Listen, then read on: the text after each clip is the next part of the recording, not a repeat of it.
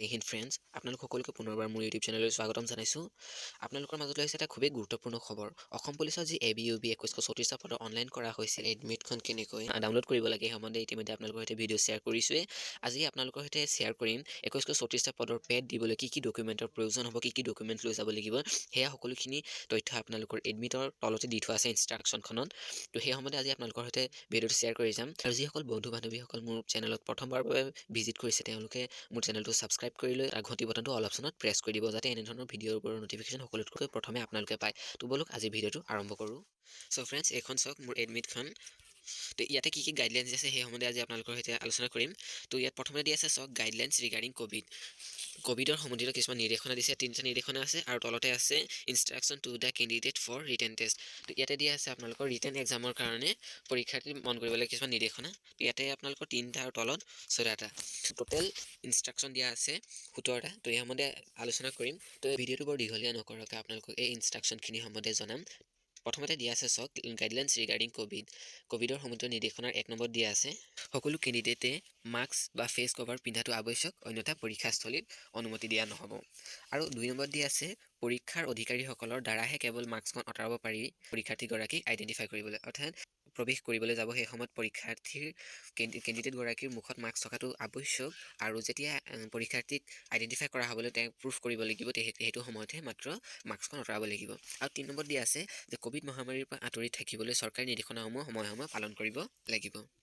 এতিয়া দিয়া আছে আপোনালোকৰ instructions of the candidate for written test, অৰ্থাৎ ৰিটেন টেষ্টৰ কাৰণে পৰীক্ষাৰ্থী মন কৰিবলগীয়া কিছুমান নিৰ্দেশনা দিয়া আছে। 1 নম্বৰত দিয়া আছে কেণ্ডিডেটসকল এডমিটত দিয়া ৰিপৰ্টিং টাইমতে কাৰ্যস্থলীত উপস্থিত থকাটো বাধ্যতামূলক। 2 নম্বৰত দিয়া আছে কেণ্ডিডেটসকলে প্ৰৱেশ পত্ৰৰ বাবে তেওঁলোকৰ যিকোনো এটা ID প্ৰুফ নিব লাগিব। তাৰে ভিতৰত আপোনালোকক ইয়াত দি দিছে আধাৰ কাৰ্ড হ'ব পাৰে, পেন কাৰ্ড হ'ব পাৰে, ভোটাৰ কাৰ্ড বা ড্ৰাইভিং লাইচেঞ্চ, যিকোনো এটা ID প্ৰুফ নিয়াটো আৱশ্যক। 3 নম্বৰত দিয়া আছে কেণ্ডিডেটসকলে ৰিপৰ্টিং টাইমৰ পৰা ধৰি সকলো সময়তে কাৰ্যস্থলীত উপস্থিত থাকিবই লাগিব, অন্যথা কেণ্ডিডেটগৰাকীৰ এবচেণ্ট বুলি গণ্য কৰা হ'ব। আকৌ 4 নম্বৰত দিয়া আছে সকলো নথিপত্ৰ অৰিজিনেল নিব লাগিব আৰু ছেল্ফ এটেষ্ট কৰাটো বাধ্যতামূলক বুলি দিছে, সেই সম্পৰ্কীয় এখন ছেট নিব লাগিব। 5 নম্বৰত দিয়া আছে কেণ্ডিডেটৰ প্ৰমাণপত্ৰসমূহ PST পেটৰ সময়ত নথি প্ৰমাণীকৰণ পৰ্যায়ত গ্ৰহণ কৰা হ'ব, পিছত কোনো ধৰণৰ নতুন নথিপত্ৰ গ্ৰহণ কৰা নহ'ব। আৰু ফ্ৰেণ্ডছ, এটা 6 নম্বৰত দিয়া আছে যোনটো ডকুমেণ্ট ভেৰিফিকেশ্যনৰ সময়ত কি নথিপত্ৰ দিব লাগিব সেইসমূহ তলত দিয়া হৈছে। ইয়াতে 1 নম্বৰত দিয়া আছে চাওক pass certificate and marksheet of HSLC examination as applicable for the post concerned, অৰ্থাৎ পাছ চাৰ্টিফিকেট আৰু মাৰ্কশ্বিট নিব লাগিব HSLC আৰু HSLC। আপোনালোকে মেট্ৰিকৰ সময়ত পাছ কৰা মাৰ্কশ্বিটখন আৰু চাৰ্টিফিকেটখন নিব লাগিব। আকৌ 2 নম্বৰত দিয়া আছে এজ প্ৰুফৰ কাৰণে HSLCৰ এডমিট কাৰ্ডখন। আকৌ 3 নম্বৰত দিয়া আছে এমপ্লয়মেণ্ট এক্সচেঞ্জ ৰেজিষ্ট্ৰেশ্যন, অৰ্থাৎ যোনখন এক্সচেঞ্জ অফিচৰ পৰা ৰেজিষ্ট্ৰেশ্যনখন দিয়া হয় আৰু অনলাইনৰ সময়ত যোনখন ৰেজিষ্ট্ৰেশ্যন দিছিলে সেইখনেই দিব লাগিব। আৰু এজ ছিলেকশ্যনৰ বাবে মিনিমাম 3 বছৰীয়া আপোনাৰ এক্সপিৰিয়েঞ্চ চাৰ্টিফিকেট নিব লাগিব, যেনে গাৰ্ড হিচাপে আছে, VDPৰ আছে। আকৌ দিয়া আছে কাষ্ট চাৰ্টিফিকেট কেৱল মাত্ৰ অসমৰ ভিতৰুৱাহে হ'ব, অসমৰ বাহিৰৰ জাতি প্ৰমাণ পত্ৰ এখন একচেপ্ট কৰা নহ'ব। আকৌ তাৰপিছত 7 নম্বৰৰ পৰা ধৰি ইয়াত তলতে চাব পইণ্টখিনিত দি থোৱা আছে আপোনালোকৰ এক্সপিৰিয়েঞ্চ চাৰ্টিফিকেট হিচাপে NCC হ'ব পাৰে, SPO হ'ব পাৰে, FMO হ'ব পাৰে, ট্ৰেন্সজেণ্ডাৰ চাৰ্টিফিকেট, EWS এনেধৰণৰ নথিপত্ৰসমূহ নিব লাগিব। আকৌ ইয়াৰে 7 নম্বৰত দি থোৱা আছে চাওক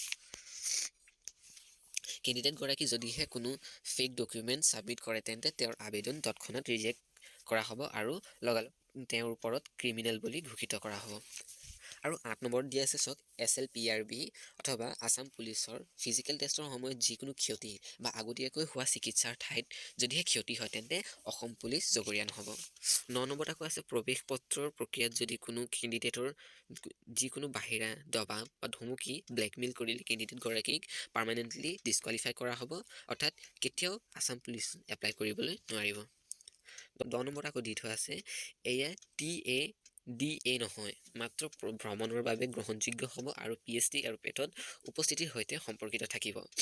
11 নম্বৰত দিয়া আছে প্ৰাৰ্থীসকল নিযুক্তিৰ সমগ্ৰ সময়ত কঠোৰ অনুশাসন বজাই ৰাখিব লাগিব। আকৌ 12 নম্বৰত দিয়া আছে নেতিবাচক আৰক্ষী প্ৰমাণীকৰণ প্ৰতিবেদন আৰু অসন্তোষজনক চিকিৎসা পৰীক্ষা প্ৰতিবেদনৰ ক্ষতি প্ৰাৰ্থীত প্ৰত্যাখ্যান কৰা হ'ব। প্ৰাৰ্থীসকল নিযুক্তিৰ সময়ছোৱাত কোনো পৰিমাণ পৰিশোধ কৰাৰ প্ৰয়োজন নাই। আকৌ 14 নম্বৰ দি আছে, যদিহে কোনো ধনৰ দাবী সম্বন্ধীয় অভিযোগ দিবলগীয়া হয় বা নিযুক্তিৰ সময়ছোৱাত কোনোৱে যদি ধনৰ সম্বন্ধীয় দাবী দিয়ে তেনেহ'লে slprbassam@gmail.com এটা ৱেবছাইট দিয়া আছে। মই তাৰ লিংকটো ডেছক্ৰিপশ্যনত দি দিম, আপোনালোকে তাৰ পৰা চাব পাৰিব।